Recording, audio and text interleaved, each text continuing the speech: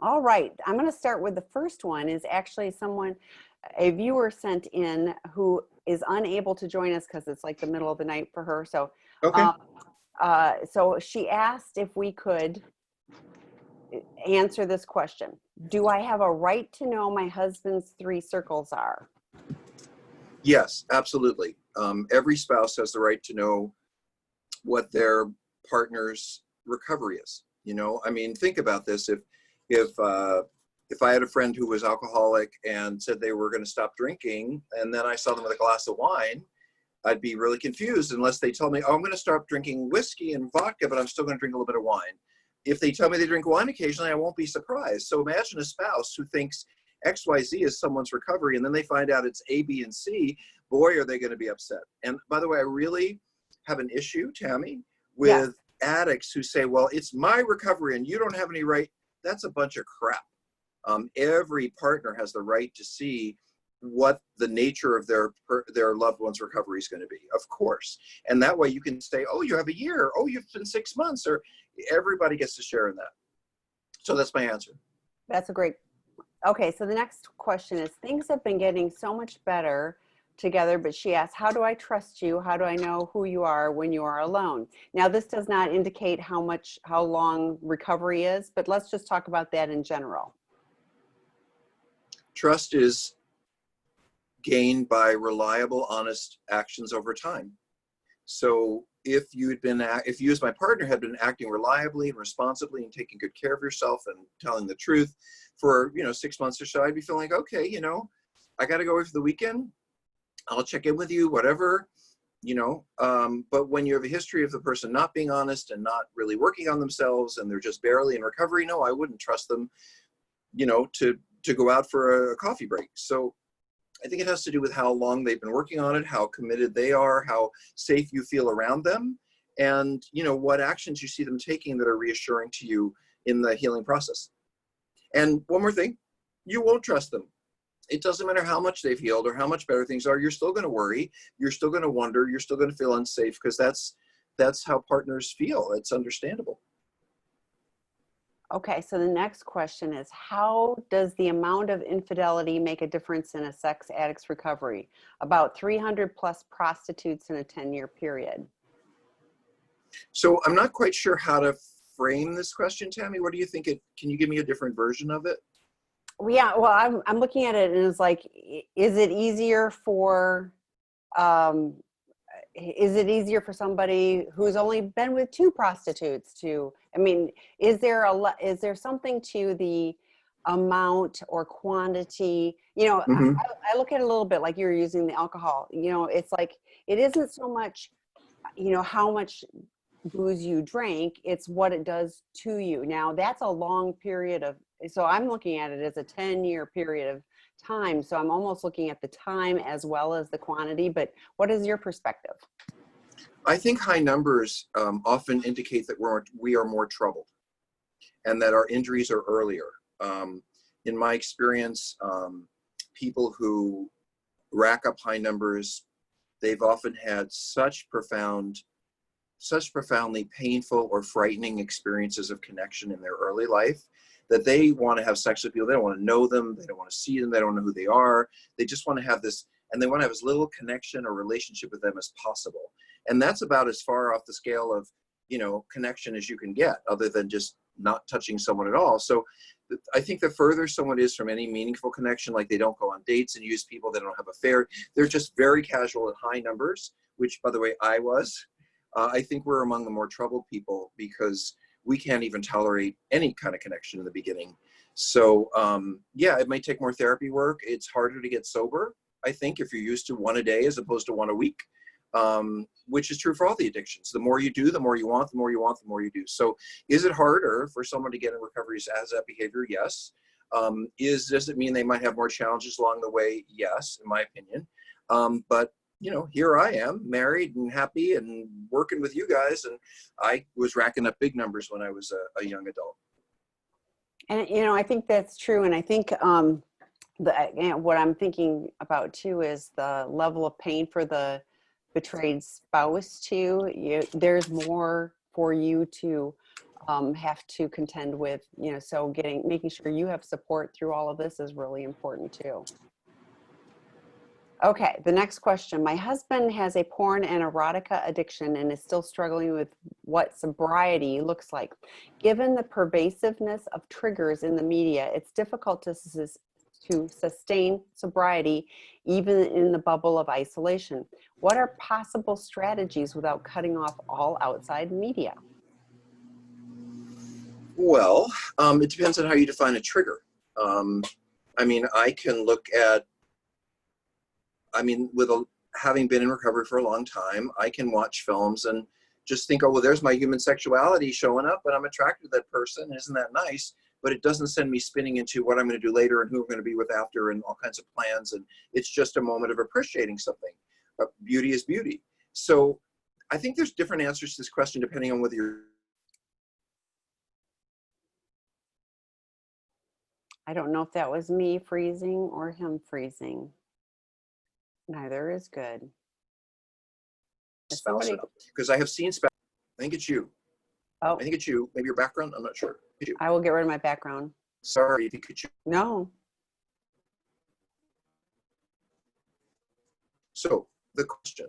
Now you've got the question. I'm sorry. I had to get this. So yeah, the question is, you know, given the pervasiveness of triggers in the media, you know, how do you come up with strategies? So this is a different answer if you're in a relationship. Because if I'm in a relationship and I'm in early recovery and I've been cheating and I watch Pinocchio and my spouse sees that nose grow, they're going to say, oh, you're looking at sex again. So, you know, if I want to see a movie where a young girl becomes an adult, you're looking at sex again. So for spouses, it's very, very sensitive. And they're so scared that we're going to be triggered that, you know, they don't want to watch anything but, you know, PG or very Disney type stuff. But I think each.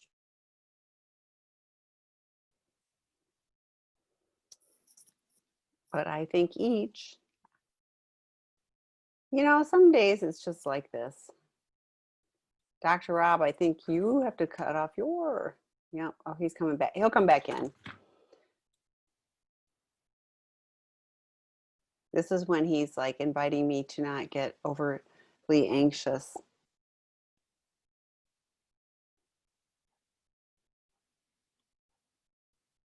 Mm-hmm. Thank you. Oh my gosh. Let's see, what else can I tell you about? The drop-in groups are doing great. So the Old Lady Posse is tomorrow at 8:30 a.m. Pacific time. I'm hearing good things about all the groups. I'm really proud of them. They're continuing to grow. And he's stuck reconnecting, but he's reconnecting. That's a good thing.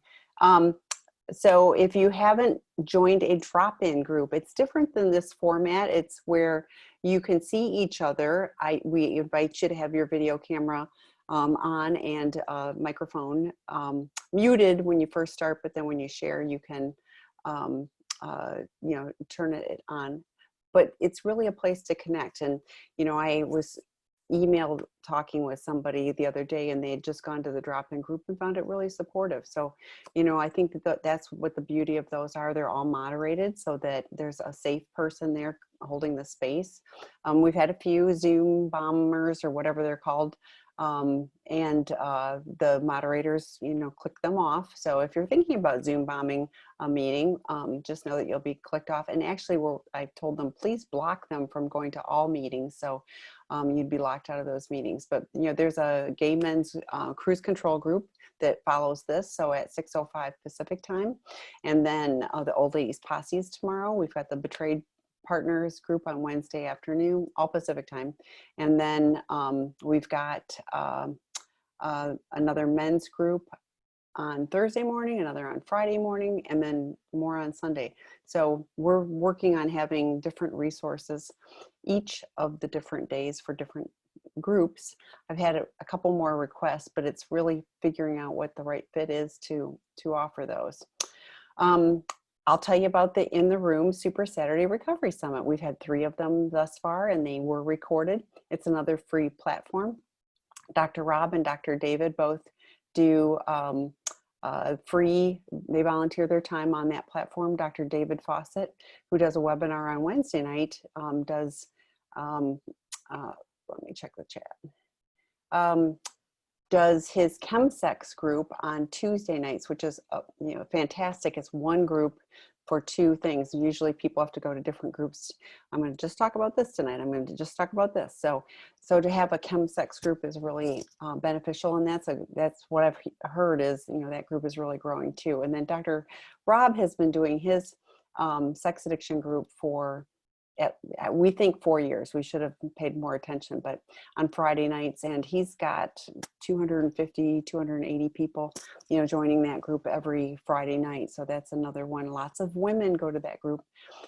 Speaking of women, there's a female sex addiction, love addiction group Tuesday nights, but on Thursday nights, there's a new one. Lacey Bentley has a women's porn addiction. So people don't normally think of women and porn addiction, but it happens, and there's a support group, just for that. So all of these resources, I was telling somebody about the Troy Love webinars, and the messages, he talks about the judge and the politician and things like that. So, we've got a lot of resources on there, but I started talking about Super Saturday Recovery Summit. The next one will be July, is it 18th is the next Saturday, and that will be the fourth in the series. They are recorded, but that's a great opportunity on a Saturday for a 40-minute presentation by the guest speaker, and then like 20 minutes of questions and answers. And it's been really interesting. We had Dr. Stan Tatkin among our, Jamie Marich did one on trauma, and I'm trying to think, it was Eddie Caparucci, who was on our site, did the inner child work. So it was really good. And Troy Love is going to be doing the July session too. So lots of things. I don't know where Dr. Rob is. I'm going to check my phone. Oops. Rejoining. I'm stuck. I'm going to text him, "We miss you." So he knows he's missed. And he is. So let's see. I'll continue on. Hopefully Dr. Rob is back shortly. He can add to it. But my thought for this particular question that was asked about, is it more difficult, or the difficulty in triggers is, Dr. Rob started talking about that too. It's like, thinking things through, it's like the 3-second, we've talked about that, it's a little bit like that. It's like if something comes up on the television, it's like, okay, acknowledge, look away, start interacting with you. The world is a trigger.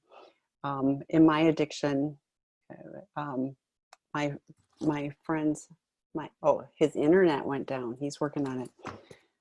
My friends and family were all afraid to have anything around. And I was like, it's my problem. I've got to deal with it. If I really want to do this thing called recovery, it's up to me to figure out what I can do. They couldn't protect me. They couldn't put me in bubble wrap and keep me safe. So I had to learn to choose differently. And I had lots of tools. I had people I could call. I had things I could read. I could shift, but it really was about shifting my mind focus rather than focusing on the triggers. So, and most of the time, honestly, triggers, things will pop up quickly, but if I'm in a good headspace, they kind of roll off my back, versus if I'm all stressed out and, not taking care of myself, then those triggers, then it's easier to get, go down the rabbit hole and think of, keep mentally, going down that spot, versus what do I really want in recovery is healthy relationships and, good things in my life. So let's see if there's anything else. Let's see.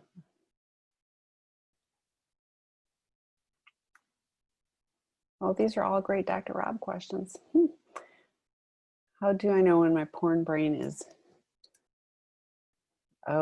deceiving me versus something that is real? For example, my brain tells me I'm anxious, and then I give in to numb out in the anxiety. Before I know it, I regret giving in, and anxiety tricks me into giving in.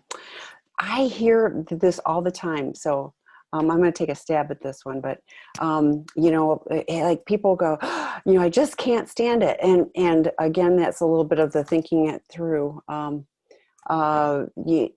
Like I'm not going to die from this. I'm going to be uncomfortable. I am so not used to being uncomfortable that it feels a little freak out. But you know what? I learned to live in that uncomfortable. I think that that's for us addicts is the problem is we don't want to be uncomfortable.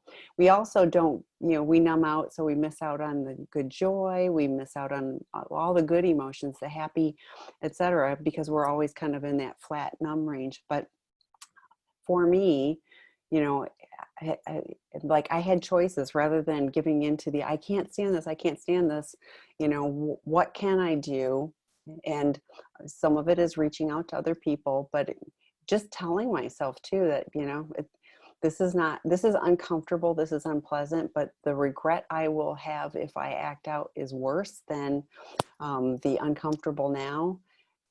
I don't think we as addicts are really good at thinking things through. I had to learn to do that. Like in an hour, I'm going to be filled with shame and I might be anxious again. The other thing is, for some people, seeing someone to see about, is there a level of anxiety that at least in the early stages could be best handled by some medication, even on a temporary basis that, if that helps, you have a professional, not just a pill hander outer, but have a professional really, look at that. But it's challenging, but to me, what can I do? And like have a plan ahead. Next time I feel anxious, I'm going to have it. And I'd have 3 things written down. I'm going to, call this person. I'm going to do whatever. I'm going to read whatever it is that would make me go for a walk. I don't know, but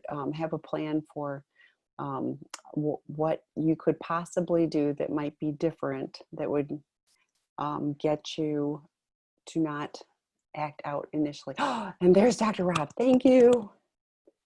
Hi, Dr. Rob.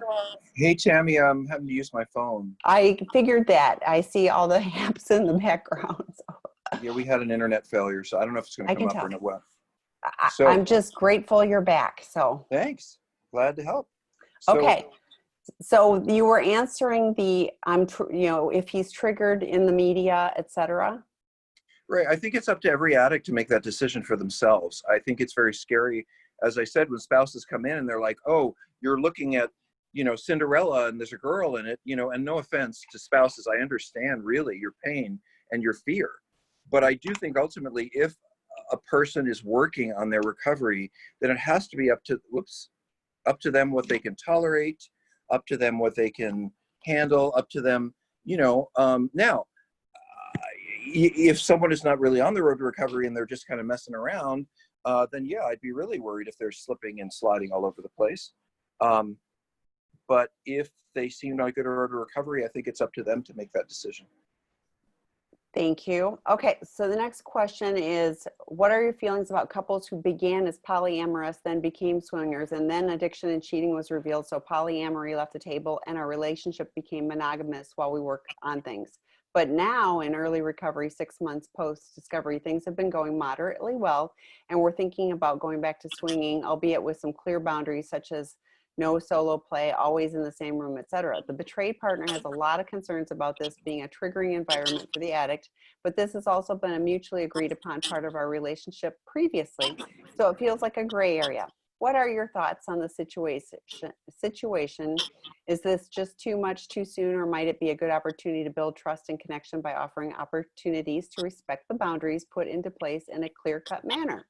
What is the first very beginning of the question? Sentence? The first sentence is, what are your feelings about couples who began as polyamorous and then became swingers, and then addiction and cheating was revealed, so it left the table? So here's what I think. Once you go, you can't go back. So once you start drinking alcoholically, you can't drink anymore. And it's really a bummer for those people who enjoyed all kinds of interesting sexual variations, whether it's swinging or hiring people or whatever you want to do, threesomes. It's great if you don't have a sex problem to do that, I guess, if that's what you want to do. But if you have a problem with addiction and you're trying to regain trust, I can't think of a less likely environment for that to take place. So if you own that you have an addiction, it comes with, unlike many people say, oh, addiction is an excuse. I think addiction comes with responsibility. If I own that I'm an addict, it doesn't mean, oh, well, whatever happens, it's not my fault because I'm an addict. It means I understand that I have this problem that I am powerless over, and I have to work extra hard to not put myself in any situations that might lead to that problem. So, you know, let's put it in other terms. If somebody was a gambler and had a gambling problem, and used to go to casinos every Friday night and Saturday to enjoy the games, well, that's fine. Lots of couples do that if that's what you enjoy. But if your partner has run up $100,000 in gambling debts and just paid those off, I would suggest that regardless of your previous marital agreements, it is now no longer okay for this person to do that in any form by themselves or probably with you. Well, and I was thinking too, this is part of grieving the losses together. You're going to have to grieve the loss of what you used to have, but also it feels like it was tainted. And I did read too that the betrayed partner has a lot of concerns about this being triggering. So it feels like this is the addict going, Right. hey, let's try this again. So, Well, this is also. oh, don't do that. Okay. Are you there? I can't hear you. You mute there. Okay. It's also one of your trust your gut kind of situations where if you don't feel comfortable with what your spouse is doing, engaging in it is going to make you less comfortable. So really, partners, spouses, trust your gut. You're not always entirely right. It may be something we did 3 months ago and we're not doing it this time, but it doesn't matter because we did it 3 months ago. So I think, well, our job in recovery is not to do what is the most fun thing that we can get back to, but more to respect the vulnerability of our relationship, and that I'm willing to do whatever it takes to get better. And by the way, if you as a spouse want to masturbate to some fantasy or do whatever you want to do, that's up to you. You know, I can't stop. If Tammy and I were married and she decided to stop drinking, I can't say, well, I'm never going to drink again. But when I drink, it's something we discuss, we've agreed on. It isn't, you know, something that's going to trigger her, or if it's going to, then I don't do it. So anyway, I think addiction brings all the old rules are gone. New rules have to be established. Okay, so the next question is, when we are together in public and are passing a stranger, I have a great solution on how to handle this. The tougher one is when we are together in a social situation and we are forced to interact with an attractive girl for no longer than 15 minutes. What is a good strategy to not trigger her anger, and how to not be awkward socially as we are interacting within this social setting? Don't go talk to women for 15 minutes by yourself. How about that? Yeah. If you're in early recovery, you and your wife can go talk to that person, or you could sit with a bunch of people and talk to that person. But if you're sitting alone and if you're heterosexual and you're sitting alone with someone of the opposite sex and they're attractive, you're going to feel uncomfortable and your spouse is going to feel uncomfortable. So don't do it. Don't pull them aside. Don't let them pull you aside. If they come up casually, you can certainly walk and say, oh, I'd like to join this group. Why don't you come with me? And then you're in a group of people. Or you say, hey, Marianne, my spouse, come on over and talk to Judy. You haven't met her before. That's how you do it. You don't leave yourself in a situation that's going to be vulnerable like that, period. So again, the same question as the last one, which is more about adapting your life to change than it is to going back to the way things were. So the next question, if cost for inpatient isn't a reality right now, but you're paying for individual CSAT therapists weekly and attending 12-step groups week for both an addict and partner, and the addict is in your addict, is in our Addict 101 6-week course that started on July 1st and already finished in the doghouse since all discovery on June 9th, just recently. Transparent with passcodes and access to phones. Is this a good sign, or is it too early to be hopeful he'll stay on course? Any advice to the partner and addict so early on? Well, first of all, I don't think residential treatment has to be expensive, and it depends on your idea of expensive. Seeking Integrity, I think the 2-week program is $14,000. That's a lot of money, but divorce lawyers are a lot more expensive. And we are, to be honest, 4 to 5 times cheaper than any other residential program in the country that I know of. All of the big centers are 50 grand and all that. And by the way, even with your insurance, those places will cost you more because you have to sign a little thing that says whatever your insurance doesn't pay, and they don't usually pay a lot. So treatment doesn't have to be as expensive as you may think. And also there are intensives and all kinds of workshops around the country that you can go to kind of up the intensity of the work you're doing. Tell me a little bit more about the question, Tammy, because I was answering something in my head. Yes. So here's what I read. The addict is doing a lot right. So it's That's what I very early on, but here's the deal. Like it's a pathway. It's a journey.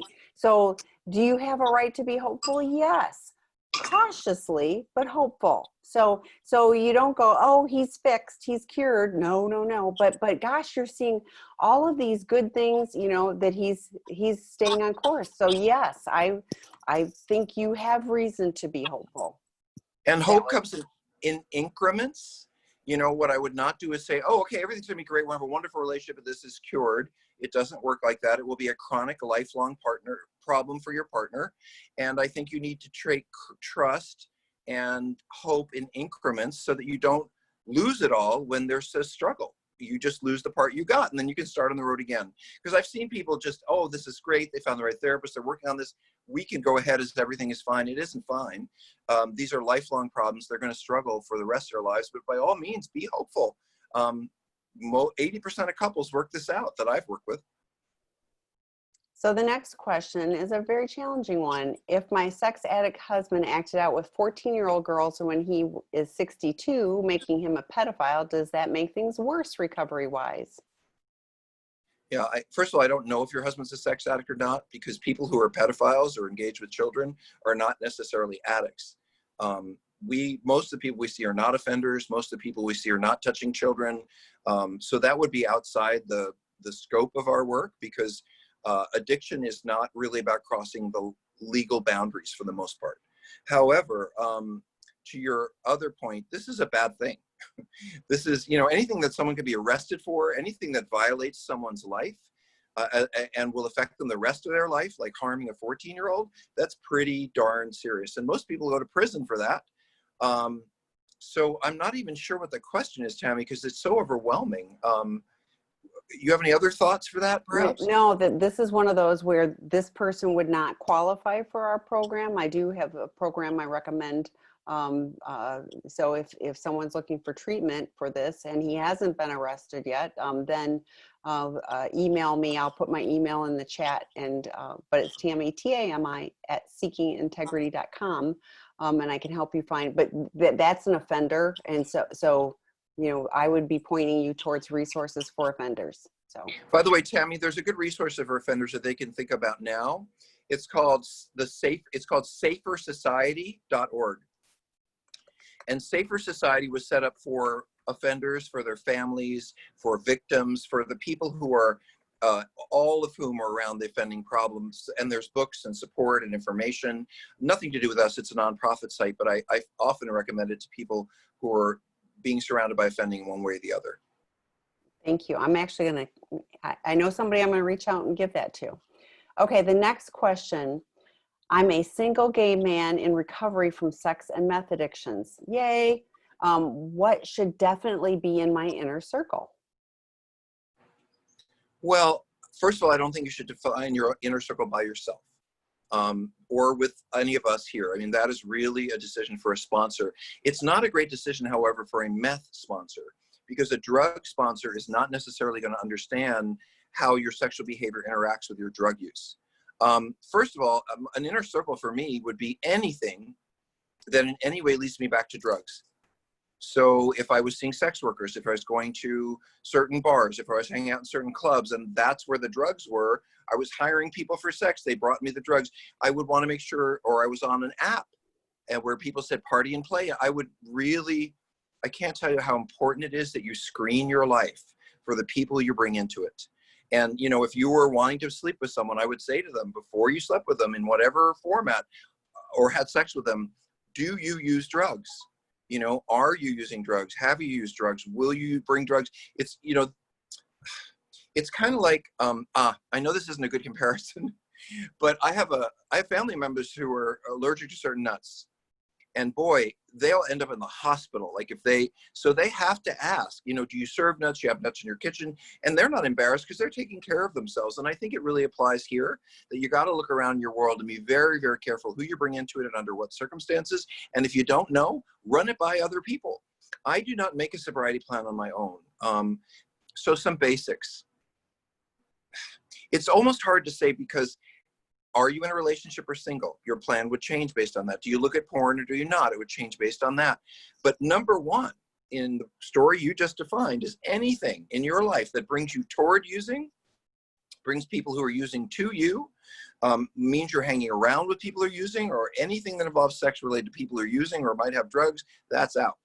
And I don't care if it was your best friend that you loved and dated for 5 years. If they're using drugs, they're out. And I think that's the beginning of it.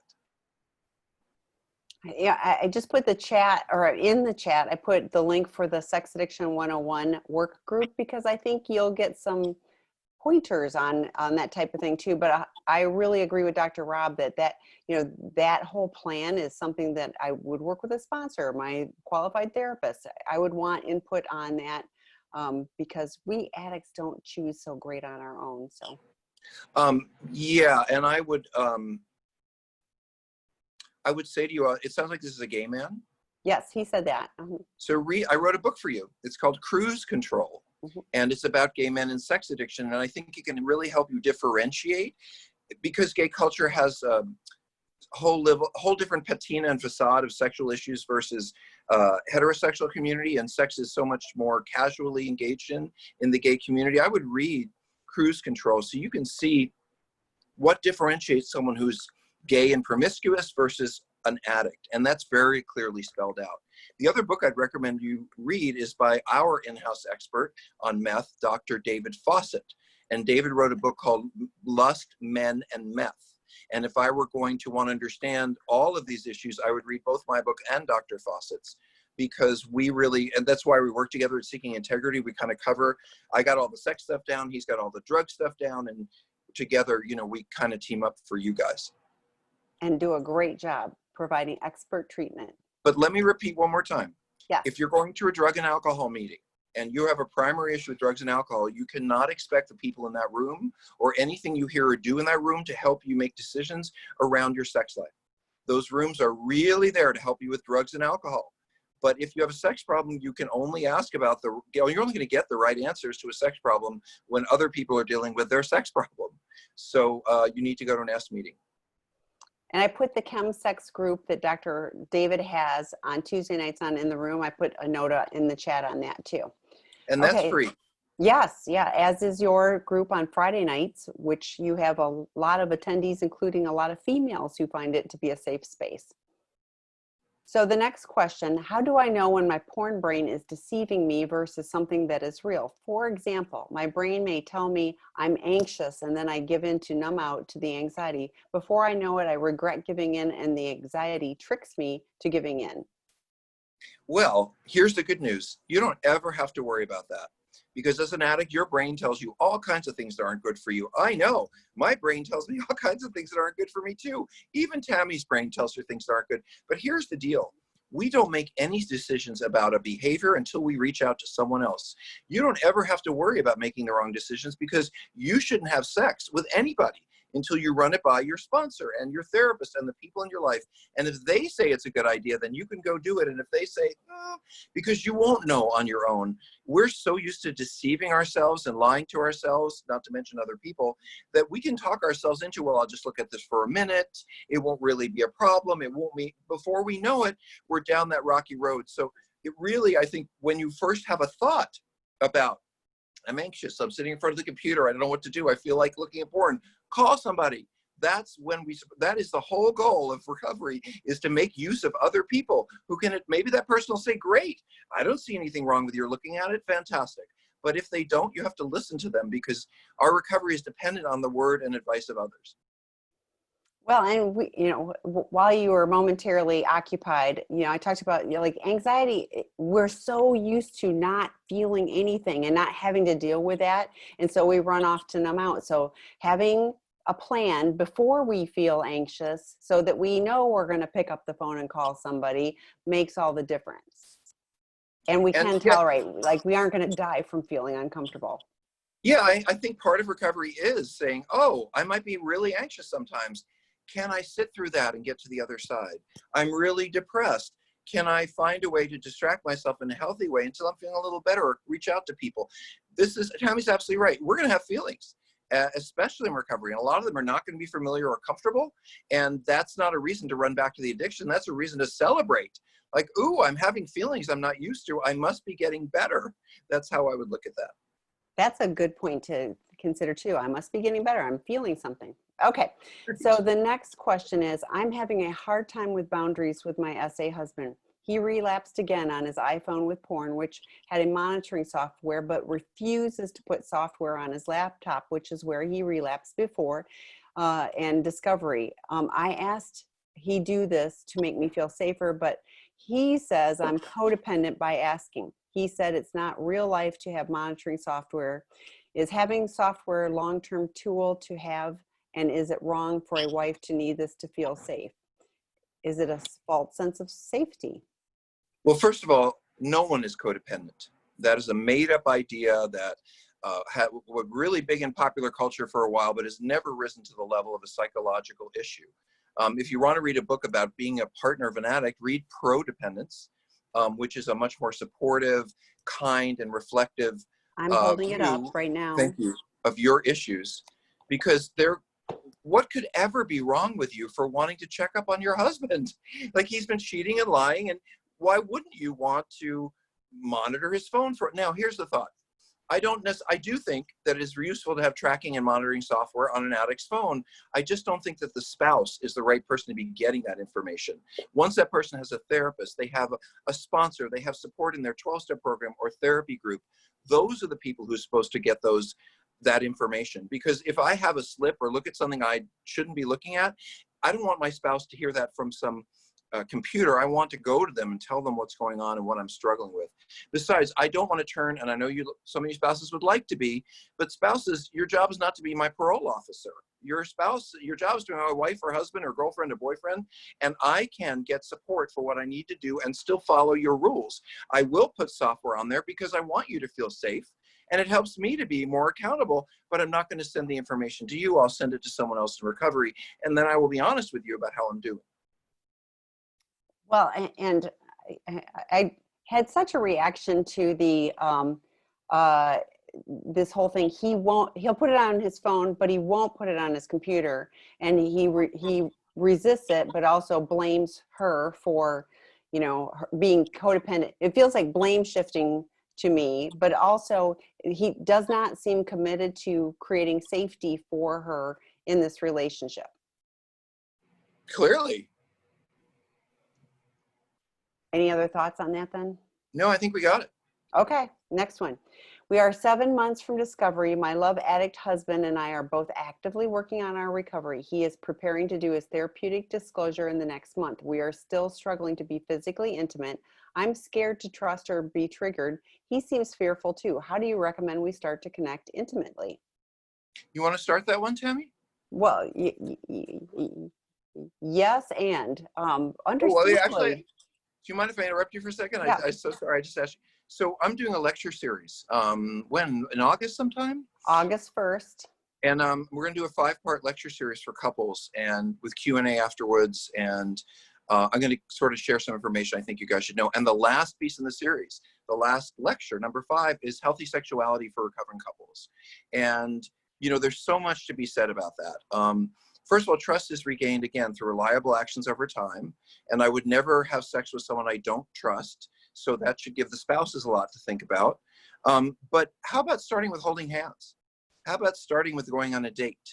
So many of us, especially sex addicts, think that it's penetrative sex that means we're being close to our partner, as opposed to going on walks with them and smooching with them and giving them a massage. And there are so many steps along the way to respect and love your partner without necessarily having full-on sex. And by the way, I often say this to people and it freaks them out, but it makes sense to me. Maybe your addict is not ready to be sexual, but you want to be. Someone can hold you while you're masturbating. Someone can hold you and let you make love to yourself. They may not be ready, but you might be. So there are all kinds of steps forward. And this is, I think, really important for you guys. You got to take a little step forward and wait. And a little step forward and wait. I said earlier, someone was talking about hope. And hope is a great thing to have, but don't hope that everything's going to be fixed right away and it's all fine. Hope for things to improve, hope for things to, all of that. Hope will result, hopefully, in good things, but take a little sliver at a time. So if you're wanting to explore sexuality, explore it a little teeny piece at a time and make sure you're both safe. Well, I was actually looking at the how can we start to connect intimately, and you just said it. It's going for walks, it's holding hands, it's smooching. It isn't penetrative sex. You know, it isn't the end of everything. So thank you. Okay, next question. I understand that addicts adopt sociopathic traits, being that it is all about them. However, would professional counseling assist in bringing some sense of awareness to the addict, as it is this single-minded, as to this single-mindless? So I don't think of that as sociopathic behavior. I think of addiction as narcissistic behavior.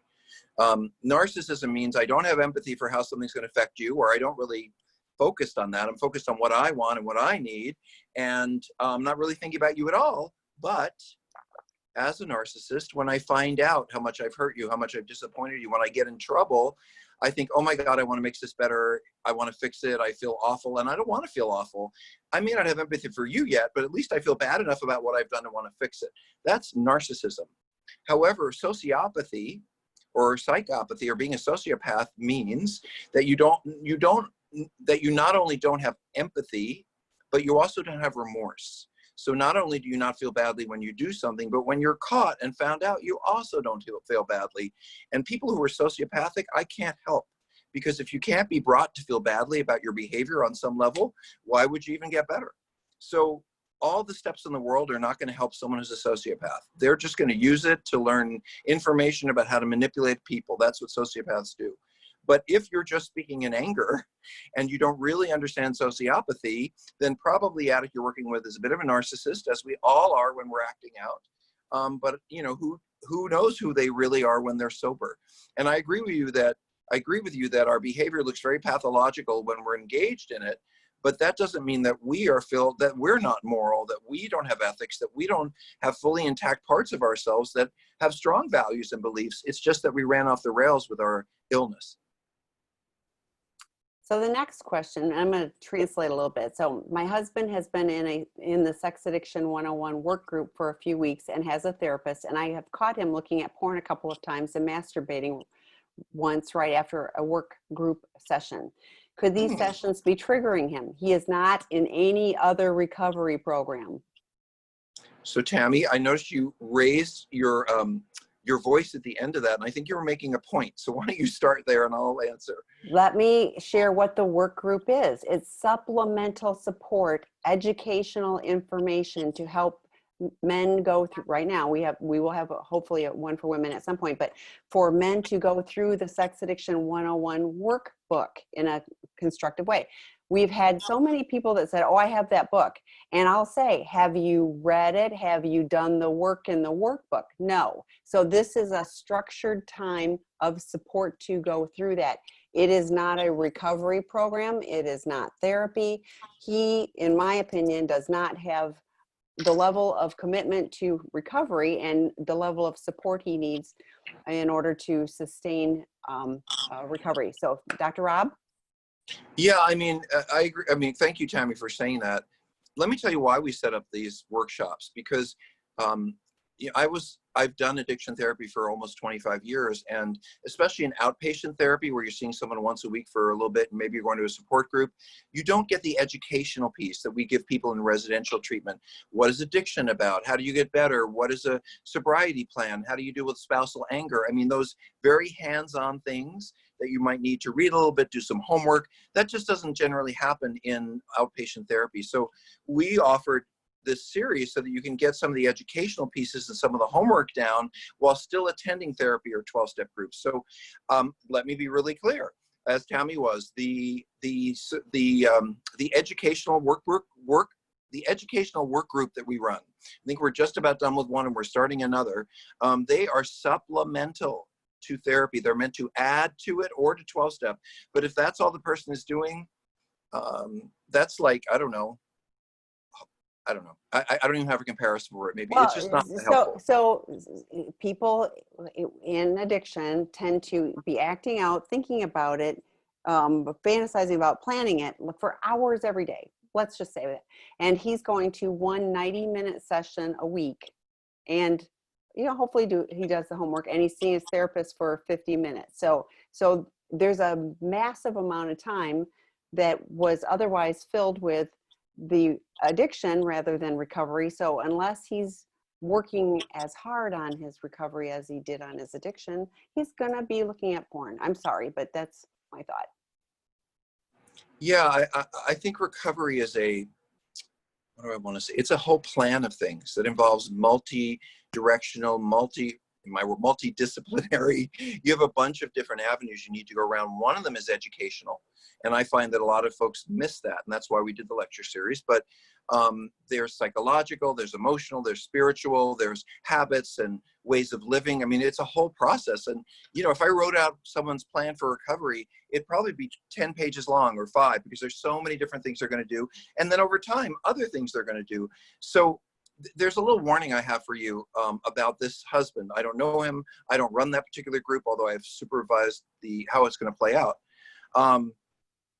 I've worked with a few people who will say, I'm going to that work group and I'm working really hard. So get off my back about recovery. I'm going to Dr. Weiss's group. What else? And I paid to go to that group. What else do you want from me? Well, I want you to go to 12-step meetings. I want you to go to therapy. I want you to be making use of that information, because it is only supplemental, and bringing it into the world where you can get a better background and support for it. So what I worry about in this situation, and maybe you're not the only one, is a spouse saying, oh, I've got this. I've been going to that group and now I'm good. No. Please don't let them tell you that.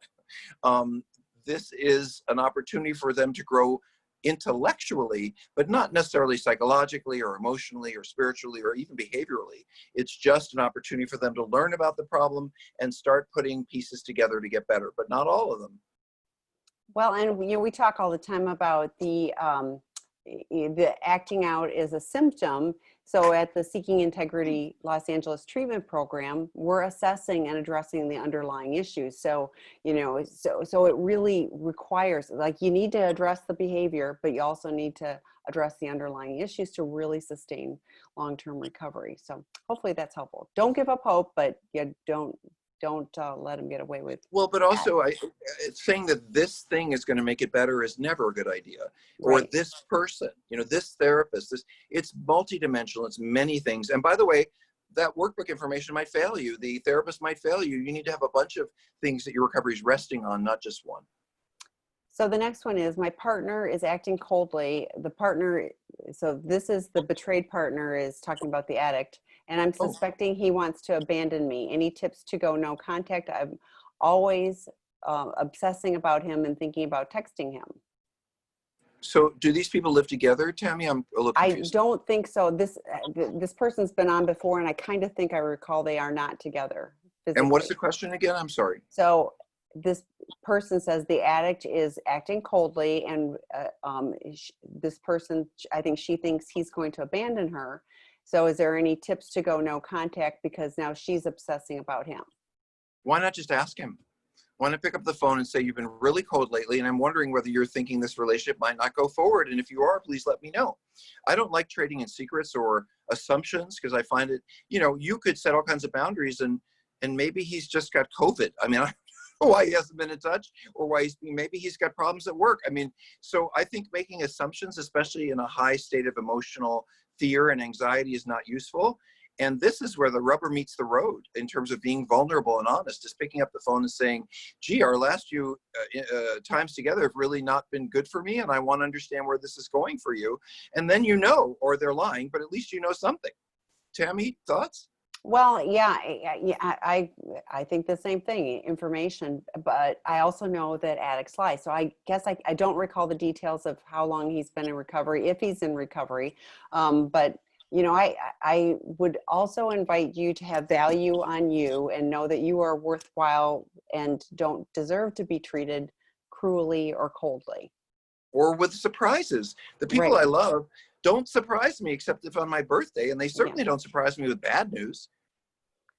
So the next one is, I'm married to a sex addict who has been struggling to maintain sobriety since starting recovery journey 3 years ago. He has completed an intensive. We do couples therapy with a CSAT, and he is in therapy multiple times a week. He has not maintained relationships with sponsors, and I have been been having to set boundaries, i.e. with women porn computer use for the last year rather than him initiating doing these things. He relapses every few months with porn or developing friendships with women that toe the line that he hides from me and says he wants to be on social media and have friendships with women. He essentially does some behaviors but not others, and it's like being on a roller coaster with him relapsing every few months. Is there hope at this point? Are these signs that I need to get out? Well, I think it's premature to say get out or get in. I mean, one of the things that occurs to me is, what is this person doing in therapy? Because if they're going to therapy multiple times a week, I guarantee you they're not going to an addiction specialist, because our job is to say, stop, and let me show you how. You have to understand, folks, I really want you to get this. We are not doing traditional therapy. We are not seeking integrity, not in addiction treatment. It's not. Therapy should never be, how was your day? Tell me about what's going on with you. Has anything come up you want to talk about? Are you feeling? Therapy is much more directive in when someone has a problem with their behavior. Where have you been? What did you do today? Who have you reached out to? What work are you doing? Have you called this person, done this? Us therapists are in much more of a kind of medical model, like someone's coming to us with cancer and we have to say, do this, do this, do this, because they don't know how to get better and we do. And it's the same with addiction. We know how to help someone get better and they don't. So we are giving them direction and support and accountability and structure. That's the kind of therapy, it's called cognitive behavioral, that's required for healing an addiction. By the way, why don't we do other forms of therapy? Because they're proven not to work. Other forms of therapy are great. Listen, if I'm depressed or my sister died, I really want to come to a therapist and pour out my heart and get support and get loved on. And, I don't really want them to confront me or challenge me. I'm just grieving. But if I'm acting out with drugs, alcohol, or I'm violent or something, I need very clear boundaries and structure for how I can go forward in my life. And so one thing is, I would say this person's probably not seeing the most effective therapist. And that doesn't mean they need to leave them, but it does mean maybe they need to have a consultant for a little while, help them, or maybe they need to go to some 12-step meetings, or maybe they just need to go to a therapist who has a group who will move them forward around the work they need to do with addiction so they can keep seeing this other person. But if someone's in therapy multiple times a week and their behavior is not changing, they're not doing everything they should be doing. Well, and to me, they're getting away with it, which we hear all the time that, therapists, we've had therapists that have been very frustrated because their client has been, they figure out that their client's been lying to them for years. And I'm like, it's challenging. It's challenging as a therapist to ask the right questions. And addicts are so good at manipulating and lying to themselves, even that it's difficult. But I'm also, what I'm reading is he relapses every few months, and he really wants to be on social media. And I think about what you said, Dr. Rob, earlier. It's like, it doesn't matter what we want. At some point, that's no longer part of what we can do, Yeah, I'd love to be able to, there's a lot of things I'd like to be able to do, but, I gave up my right, I had really not fun surgery a few years ago, and my doctor knows I'm in recovery, and he gave me my dog, which was half my weight, was on a higher level of pain meds for his arthritis than I got from my surgery. And I thought, I gave up I lost my right to have the good drugs. That's just one of the, things. So yeah, I give up I want recovery bad enough, and it doesn't feel like he wants recovery bad enough. He still wants to dabble in that. So and I want to respond to this and the other question. Would someone want to act out after the work group? Yes, absolutely. If they didn't have any other support, because it's going to bring up all kinds of feelings and stuff, as the work is supposed to. And if they don't have some place to take it, I can understand them acting out about it. And the other piece I wanted to say is, recovery is about sacrifice. If we could have recovery and just live our lives the way we did, then we wouldn't need it. Those of us who have addictions are incapable in and of ourselves to be able to change certain behaviors because we have a problem with them, and we cannot play with them, engage them by ourselves. I mean, it's just, we have to live differently. And an addict who says, well, I just hate that I have to give up I have to give up cable TV. I have to give up porn magazines. I have to give, I've hung out in a few AA meetings, and Tammy, this is what I found. People who go to AA, they're so grateful in the first month or two. It's like, oh, I found some place to go, and I'm not ashamed, and I can stop drinking, and other people don't hate me like my spouse does. But then they usually get somewhere around 90 days, and they look up and say, oh, but does this mean I can't share a glass of champagne on New Year's Eve? Does this mean I can't toast my daughter's wedding? And all of a sudden they're out the door because they're looking for all the things they're going to miss as opposed to all the things they're getting. And that's very typical for addicts. That's when they really need the support to hang in there.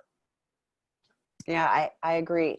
You're focusing on the negatives rather than, gosh, I get to have a healthy relationship. I get to be the husband my wife wants me to be because I'm going to show up for her and not be friending somebody else on social media that isn't even real. So how about this?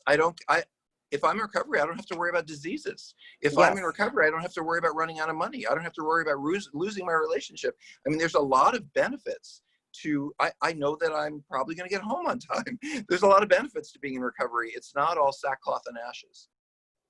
So this one, if we can answer it quick, we can do this. So my husband says he does not like any other women and that he does not look at any other women with bad eyes. Not sure what that means. I know he is lying and that he hides his feelings from me. How can I make my partner more honest with me? Wow. So I don't know if that's an addiction question or just a general question. Do you have thought, Tammy? Yeah, first of all, I don't know any heterosexual male that does not look at any other women with like appreciation at the very least. So, I mean, what are your thoughts on that? Actually, I think every man looks at whoever they're attracted to. Men are very visually stimulated, gay and straight. Yeah. So whoever we're looking at, we're going to go, that's part of being male. Yeah. But how can you make someone be more honest? I mean, I guess that comes down to, I think what this person wants is to change their behavior, change the spouse's behavior. And I think the only thing you can do is by being honest. This hurts my feelings. This lets me down. This makes me feel unsafe with you. I know you might notice someone, but when you stare, I feel less. You have to be vulnerable and honest about what's going on with you. And that might even take you to being pissed. But you have to tell your truth.